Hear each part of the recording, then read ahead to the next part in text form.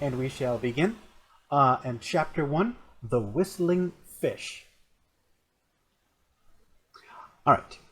The sun was high in the sky above the whistling fish, a modest keelboat surrounded as far as the eye could see by ocean. The humble boat was weighed down not just by its 7 passengers, but by 1,000 pounds of cargo. 200 pounds of jarred tomatoes and tomato sauces were lashed together towards the back. 800 pounds worth of shiny and intricate jewels, trinkets, and contraptions filled the rest of the boat. Persian carpets with gold fringe, maps of Italy and hand-drawn on fabric scrolls, leather-bound copies of ancient books with hand-inked labels, handmade clay pots with a sunset hand engraved on them, handmade Italian rapers, artistic trinkets from Renaissance Italy, all in pristine and new condition. Above the deck there was a modest but inconsistent breeze. It necessitated a pair of crew women to adjust the sails. Destra and Mancina stood with ropes in hand, constantly making minor adjustments to the mainsail with ever-changing ocean winds. Despite being otherwise conventionally attractive, Destra and Mancina were unconventionally strong. Their blue men's tunics had the sleeves cut off to expose their muscular arms to the world. Their torn and dirty leather trousers revealed the abuse one could suffer on the sometimes turbulent high seas.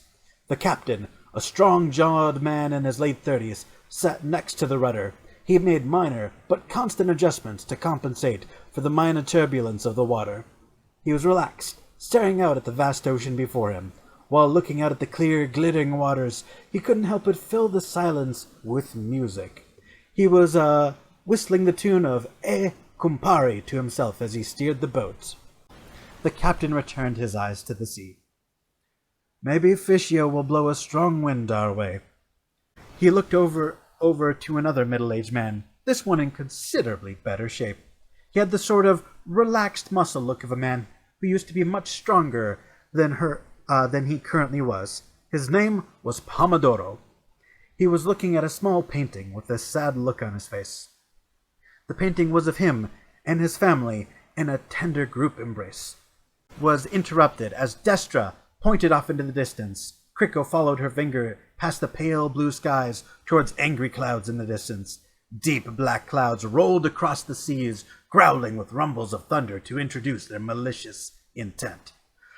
Kriko responded simply, "Fuck." Destra responds, "My thoughts exactly, Captain." Pomodoro says, "It appears the gods are having a heated debate." Kriko responds, "Let's hope this debate doesn't escalate into a fight." Mancina responds, "Whistle a prayer to Fischio. He can always calm them down." A bolt of lightning descended from the clouds and crashed into the salty ocean. Electrical arcs rolled through the ocean, shocking the gilled life within. Both minnow and shark found themselves belly up in the aftermath. Destra responded, "I think Fischio just got shoved aside." Mancina simply responded, "We're doomed." Kriko snapped out of his awestruck stupor and launched into action. He ran to the edge of the boat, manifesting his sextant seemingly from thin air. He looked down the scope and measured the angle between the clouds and the ocean. Kriko responds, "She's less than 3 miles away, and at the rate she's moving, she'll be on top of us in less than 6 minutes. She's too wide to sail around, so we're gonna have to sail through it." Destra responds, "What are your orders, Captain?" And Captain Kriko responds, "Lower the mainsail and raise the storm jib." Destra responds, "The storm jib is too narrow to navigate with. You may as well not raise a sail at all." Kriko responds, "She's moving at over 30 miles per hour. Trust me, a skinny jib is all we need. Anything wider and the gods will blow us over." Destra responds, "Yes, Captain." The crewmates rushed to the mast and unraveled the rope from its cleat hitch. Kriko states, "We need to face the storm head-on." Pomodoro freaks out and shouts, "Head on! Do you plan to tackle the storm?" Kriko responds, "The boat is shaped to take on water from the front. Any other angle presents too much surface area. Facing the wrong way could capsize us. It's forward into the storm or death." Pomodoro says, "This is a nightmare." Kriko responds, "Less bitching, more hitching. We need to tie down anything heavy that might slide around." Kriko clapped his hands to motivate everyone into action. We have 5 minutes, people! Move with purpose! Destra started lowering the mainsail. Mancina rushed to the rudder to move it into position. Pomodoro ran down the stairs. Cricco looked at the storm through the spyglass in his sextant, tracking its speed and direction. Minutes passed like seconds, and the ship was a blur of movement. The passengers tightened the straps on the cargo and furniture. Destra and Mancina held the ropes to the storm jib in a white knuckle grip. Cricco was in the rear, his hand on the arm of the rudder.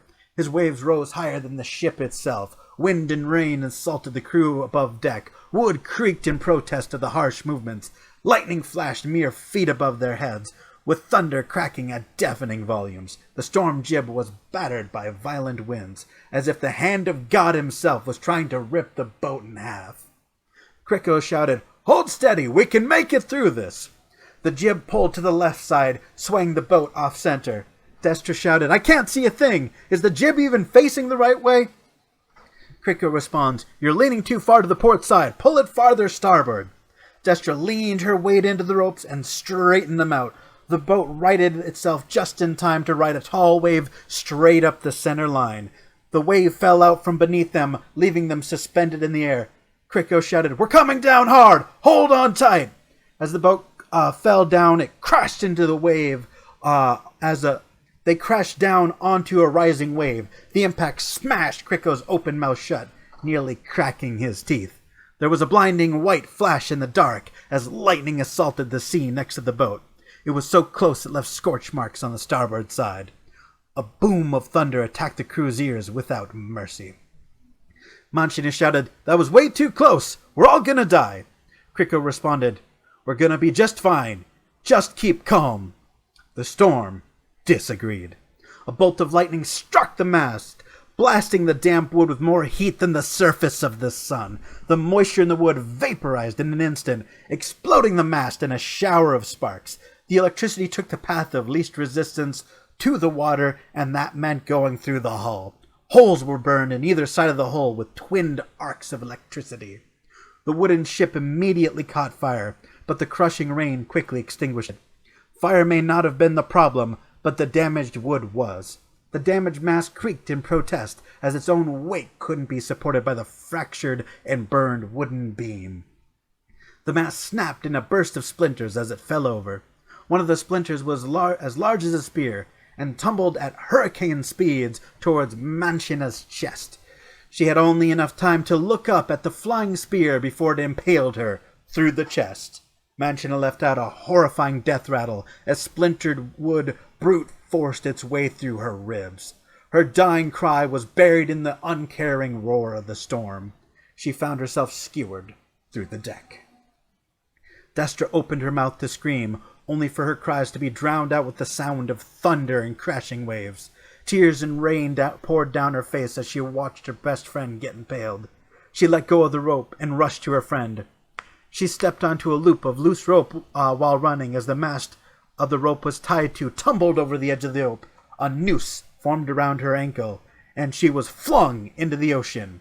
She crashed in the water with the mast with a geyser of water. Cricco let go of the rudder and sprinted to the edge in a fruitless attempt to grab her. She was long overboard by the time he reached the edge of the boat, but there was still rope connecting the boat to the sea. He grabbed the rope and shouted over the edge, "Grab onto the rope! I'll pull you up!" Destra grabbed the loose rope near her, wrapping the rope around her arm so she couldn't be pulled away by the sea. Cricco pinned his feet under the metal hitch on the floor so he couldn't be pulled overboard. He arched his back and flexed his arms, pulling the rope up. And then the sea gave way. The boat rose up on a wave as Destra and the mast fell down on a descending one. The rope went taut as the boat and mast were pulled apart by tidal forces.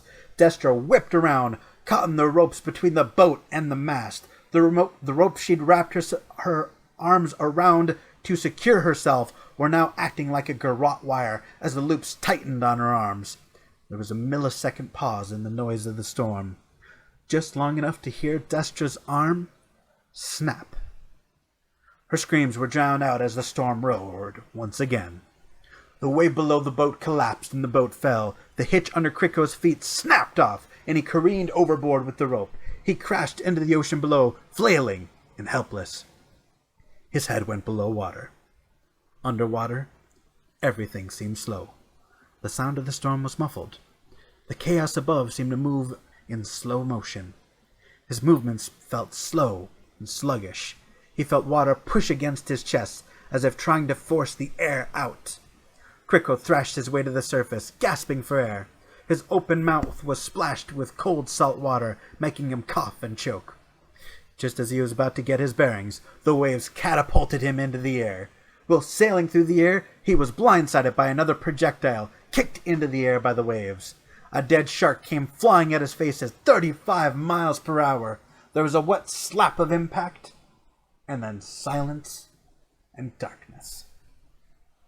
Pack up your sins and go to the devil in Hades. You'll meet the finest of gentlemen and the finest of ladies. They'd rather be down below than up above. Hades is full of thousands of Joneses and Browns, Houlihan's, Cohens and Brady's. You'll hear a heavenly tune that went to the devil because the jazz band started picking it, put a drink in it, a jazzy kick in it. They've got a couple of old reformers in heaven, making them go to bed at 11.